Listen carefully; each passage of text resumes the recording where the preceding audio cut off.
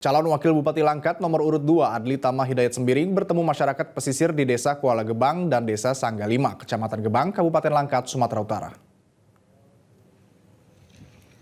Kunjungan ini menjadi momen bagi Adli untuk menyerap aspirasi warga dan menegaskan komitmennya memperjuangkan kesejahteraan nelayan serta meningkatkan layanan kesehatan, dunia pendidikan, serta infrastruktur khususnya di wilayah pedesaan Langkat. Dalam pertemuan tersebut, perwakilan nelayan menyampaikan permasalahan yang menghantui para nelayan kecil, terutama akibat praktik pukat grandong yang merusak ekosistem laut dan merugikan nelayan tradisional serta minimnya perhatian pemerintah kepada nelayan lokal. Meski tiap tahunnya anggaran untuk mereka ada namun tidak pernah dirasakan. Selain itu, infrastruktur dan pendidikan serta air bersih juga menjadi persoalan utama di kawasan pesisir Langkat. Masyarakat berharap jika pasangan Iskandar Sugito dan Adli Tama Hidayat Sembiring terpilih menjadi Bupati Langkat dan Wakil Bupati Langkat agar memprioritaskan hal tersebut.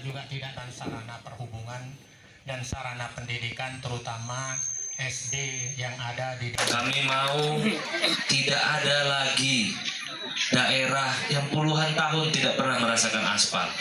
Saya yakin di Gebang ini pun masih ada. Kami tidak mau lagi melihat sekolah, Bu, yang dibangun di zaman Pak Harto sampai hari ini alhamdulillah mejanya sama. Sedangkan di Stabat, kantor-kantor dinas setiap tahun berapa tahun sekali diganti. Jadi butuh banyak ragam jenis kegiatan pekerjaan yang di masyarakat, terutama potensi lautnya harus dimaksimalkan. Jelajahi cara baru mendapatkan informasi. Download Metro TV Extend sekarang.